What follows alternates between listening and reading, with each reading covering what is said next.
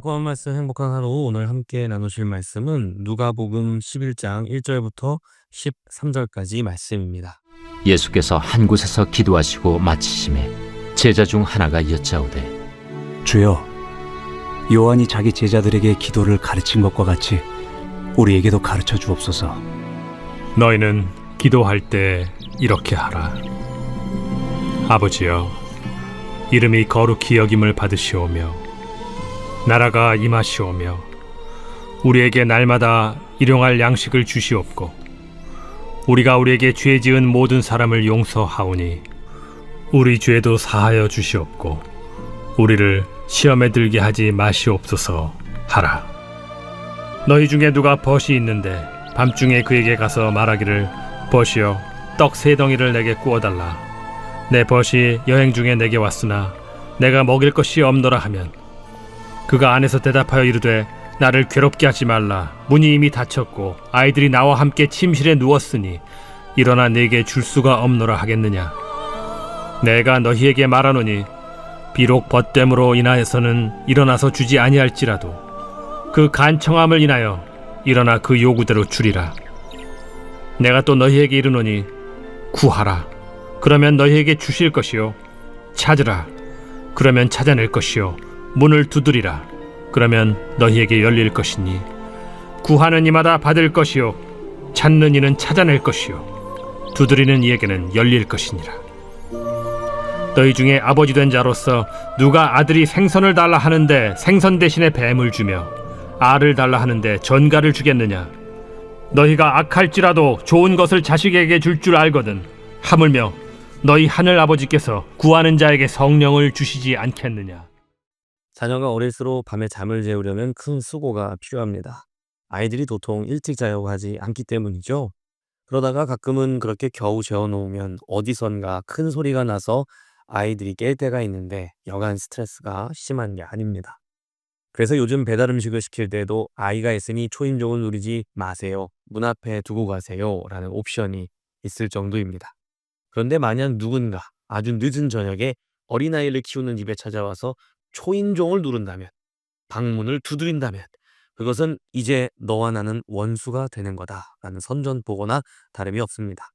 그런데 오늘 예수님은 밤중에 찾아온 친구의 이야기를 들려주시며 바로 그런 무례하고 우스꽝스러운 사람이 되라고 가르치십니다. 온 식구가 나란히 누워서 자는 유대인들의 당시 생활 습관을 고려해 본다면 이 집의 가장은 자리에서 일어나 문을 열어주러 가기 위해 결국 다른 모든 식구들을 잠에서 깨울 수밖에 없었을 것입니다. 물론 이것은 기도에 관한 이야기입니다. 한국의 정서와 비슷하게 예수님 시대의 유대인들 역시 집에 손님이 찾아오면 반드시 대접해야 하는 의무가 있었습니다. 그래서 사실 밤늦게 찾아온 이 친구는 자신의 친구가 결국은 자신의 요청을 들어줄 수밖에 없음을 알고 있었던 것 같습니다. 늦은 밤이 되면 작은 소리도 아주 멀리까지 뻗어나갑니다. 그런데 큰 소리로 문을 두드리며 소리친다면 아마 온 동네가 다 알게 되었겠죠. 그러니 이제는 우정의 문제가 아니라 동네에서 체면을 위해서라도 친구는 일어나 응대를 해줄 수밖에 없는 상황이 되는 겁니다. 그런데 우리의 기도가 이렇게 매너 없이 무례하고 막무가내여야 한다니 조금 낯섭니다. 예수님께 직접 이 이야기를 듣던 제자들도 그렇지 않았을까요? 그러나 예수님은 분명 그렇게 말씀하셨습니다. 간청함이라고 번역된 단어 아나이데이아는 막무가내, 모렴치, 무례함이라는 의미를 갖고 있습니다. 우리도 하나님께 이렇게 기도해야 한다는 것이죠. 친구는 우정을 위해서도 응답하겠지만 자기의 명예를 위해서도 응답할 것입니다. 그리고 우리 하나님께서는 자기 이름의 영광을 위하여 기꺼이 우리의 간절한 기도에 응답하실 것입니다. 예수님은 오해의 여지가 없도록 친구에 대한 비유에 이어 곧 아버지에 관한 이야기를 들려주시는데요. 아버지는 언제나 자식에게 좋은 것을 주는 존재라는 겁니다. 앞서 이야기한 친구의 비유의 본질 역시 우리가 끈질기고 무례하게 기도해야지만 기도 응답이 된다는 의미가 결코 아닙니다. 또한 기도의 응답이 우리의 끈기에 달려있다는 의미도 아니겠죠. 예수께서는 지금 기도의 응답은 우리가 누구에게 기도하는지에 달려있으며 우리가 기도하는 대상은 다름 아닌 우리의 좋은 친구가 되어주시는 우리의 아버지라는 사실을 강조하시는 것입니다. 그래서 그 응답은 언제나 가장 좋은 것으로 돌아온다는 것을 알려주는 것이지요. 기도의 응답이 우리의 끈기에 달린 문제가 아니라면 그럼 우리는 왜 끈기 있게 기도해야 할까요? 예수님의 이야기에 나온 친구처럼 무례하고 우스꽝스러운 모습으로 간청해야 하는 이유는 무엇입니까? 그것은 우리의 상황이 그렇게 간절하게 기도해야 할 만큼 절박하다는 이야기입니다. 우리가 그렇게 기도해야지만 응답되는 것이 아니라 주님을 따라가는 길을 가다 보면 그렇게 기도할 수밖에 없을 만큼 절박하고 어려운 상황이 찾아온다는 것입니다. 여러분의 어제 하루는 어떠셨습니까? 또 오늘 하루는 여러분에게 어떤 하루가 될 것으로 예상하십니까? 사람들은 담담하게 하루를 살아가는 것 같지만 누구도 만만하고 평범한 하루를 보내지 못합니다. 그 누구에게나 인생은 고통의 연속이기 때문입니다. 오늘 또 어떤 문제가 우리의 머리를 아프게 할까요? 누가복음은 9장 51절부터 예수님과 제자들의 예루살렘을 향한 여행 이야기가 시작됩니다. 그리고 얼마 지나지 않아 바로 오늘의 본문에서 예수님은 제자들에게 기도를 가르치시는 겁니다. 즉 누가복음에 등장하는 이른바 주님의 기도는 예루살렘으로 향하는 주님과 제자들의 여행길에 반드시 배워야 하는 기도였다는 것입니다. 오늘 본문의 내용을 가지고 우리는 자아 실현의 욕구를 위한 기도로 적용할 수 없습니다. 내 자아와 욕구가 원하는 것을 의뢰하고는 무엇이든 원하는 것을 구하라 찾으라 열릴 것이다 받을 것이다 하고 확신하라는 그런 류의 기도를 가르쳐주고 계신 것이 아닙니다. 주님의 기도는 순종을 위해 죽음이 기다리고 있는 도시로 향하고 있는 예수님과 그분의 길을 따르는 제자들을 위해 주어진 기도입니다. 오히려 내 욕망, 내 소망을 꺾고 오직 하나님의 뜻이 이루어지기를 기도하는 기도입니다. 그 일을 위해 죽기까지 순종할 수 있도록 마음을 붙잡는 기도입니다. 주님의 기도는 우리가 다름 아닌 아버지에게 기도하고 있으며 그 이름의 영광을 위해 기도하기 때문에 응답받을 수밖에 없는 기도입니다. 이 기도는 하나님의 나라가 임하기를 구하는 기도, 예수님의 통치가 이루어지기를 구하는 기도입니다. 그것은 말로만은 절대로 이루어지지 않고 삶으로만 성취되기 때문에 이 기도는 기도하는 이가 자신의 삶으로 성취하겠다는 다짐을 하는 것이기도 합니다. 성경 속 제자들이 예수님의 길을 따라 걸었던 것처럼 2025년을 살고 있는 예수님의 제자들, 곧 우리도 지금 그분의 길을 따라 여행을 하고 있는 것과 같습니다. 주님의 기도는 바로 그런 제자들의 여행길을 비춰줄 손전등이며 길을 잃지 않게 해줄 지도입니다.